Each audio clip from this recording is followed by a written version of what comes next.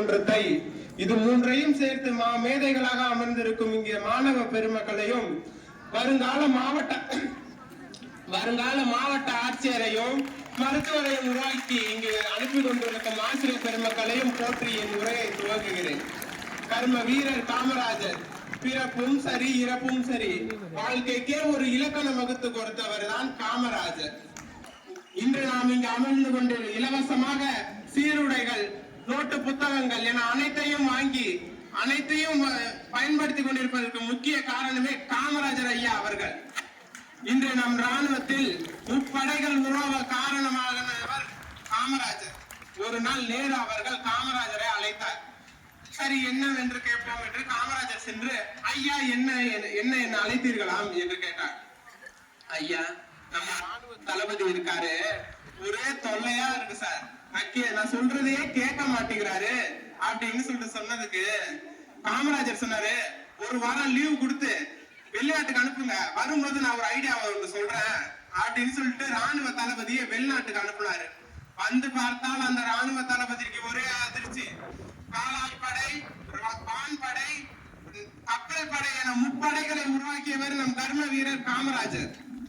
ஒரு நாள் காரில் தமிழகத்திற்கு சுற்றுப்பயணம் சென்றார் காமராஜர். ஒரு மாணவன் ஆடு மேய்த்து கொண்டிருந்தான். அவனை அழைத்தார். தம்பி, நீ பள்ளிக்கூடம் போகவில்லையா என்று கேட்டார். அதற்கு அந்த மாணவன் கூறிய பதில், நான் பள்ளிக்கூடம் போறேன், நீ சோறு போடுறியா அப்படின்னு சொல்லிட்டு கேட்டான். தம்பி, நான் போடுறேன், நீ ஸ்கூலுக்கு போ அப்படின்னு சொல்லிட்டு இலவச மதிய உணவு திட்டத்தை கொண்டு வந்தவரு நம்ம காமராஜர். வாழ்க்கையின் அனுபவ சுவடுகளை வெற்றிலையில் மடக்கி பக்குவத்தை பாக்காக இடித்து அனுபவத்தை சுண்ணாம்பாய் தடவி வாழ்க்கையை இவர் உமிழ்வதில் ஒரு பகட்டு சிரிப்பில் ஒரு சித்த ரகசியம், ஒரு கருணை, ஒரு ஆனந்தம் கொண்டிருக்கும் இந்த காமராஜரை பற்றி கூறினார். வாழ்க்கையில் ஊழல் என்றால் என்னவென்று தெரியாதவர் காமராஜர். அவரை விருதுநகரில் இருந்து பார்க்க வந்தார் ஒருவர்.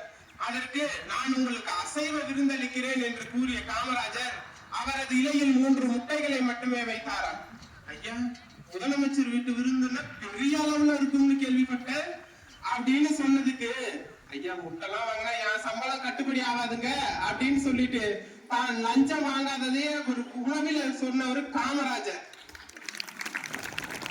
இன்னொரு முக்கிய செய்தி, இன்னொரு முக்கிய ஒரு இது, இப்ப நம்ம இதுல எவ்வளவோ எக்ஸாம்ஸ் இருக்கு, எவ்வளவோ டிஎன்பிசி குரூப் பல எக்ஸாம்ஸ் இருந்தாலும் அப்ப காமராஜர் இருந்த பருவத்துல ஒரே ஒரு சட்டம் தான் போட்டாரு. படிச்சவங்க 5வது படிச்சவங்களுக்கு எல்லாம் கவர்மெண்ட் வேலை, 5வது படிக்காதவங்களுக்கு கவர்மெண்ட் வேலை கிடையாது அப்படின்னு சொல்லிட்டு ஒரு சட்டம் போட்டாரு. அப்ப ஒரு அரசு பள்ளியில இராக் காவலரா இருந்த மண்ணாங்கட்டி அப்படின்றவரு யோசிக்கிறாரு, ஐயோ நம்ம 1வது தான் படிச்சிருக்கிறோம், இவரு வர வேலையை விட்டு தூக்கிட்டாருன்னா அப்புறம் பெரிய பிரச்சனை ஆயிடுமே, நம்ம குடும்பம் வர கஷ்டப்படுமே அப்படின்னு நினைச்ச மண்ணாங்கட்டி சிஎம் ஆபீஸ்க்கு போன் பண்றாரு. எடுத்தது காமராஜர்னு தெரியாம மண்ணாங்கட்டி என்ன சொன்னார்னா, என்ன வேலையை விட்டு தூக்குறேன்னு சொல்றீங்களே, உங்க சிஎம்க்கு அறிவு இல்லையா அப்படின்னு சொல்லிட்டு ஒரேடியா கேட்டுட்டாரு. அதற்கு காமராஜர் சொன்னாரு, ஐயா மன்னிச்சுக்கோங்க ஐயா, நான் முதலமைச்சர்கிட்ட பேசுறேன், சாயங்காலம் ஒரு அறிவிப்பு வரும், நீங்க ரேடியோல பாருங்க அப்படின்னு சொல்லிட்டு சொன்னாராம். சாயங்காலம் வந்த அறிவிப்பு என்ன தெரியுமா? புதிதாக அரசு வேலையில் சேர்பவர்களுக்கு மட்டும்தான் 5ஆம் வகுப்பு, அரசு வேலையில் இருப்பவர்கள் அதே கண்டினியூ செய்யலாம் என்று அறிவிப்பு வெளியானது. மக்களின் ஒரு சின்ன வருத்தத்தை கூட கண்ணுல பார்க்க கூடாதுன்னு நினைக்கிறவர் தான் காமராஜர். அவர் உருவாக்கின இந்த அரசு பள்ளி, இந்த அரசு பள்ளியில தான் நம்ம படிக்கிறோம். நம்ம படிச்ச ஒரு பெரிய தொழிலுக்கு போகணும், நம்ம எல்லார் பேரையும், நம்ம ஆசிரியர்கள் பேர் எல்லார் பேரையும் காப்பாற்றணும் அப்படின்னு இந்த நேரத்துல கேட்டுக்கிட்டு நான் விடைபெறுகிறேன். நன்றி, வணக்கம்.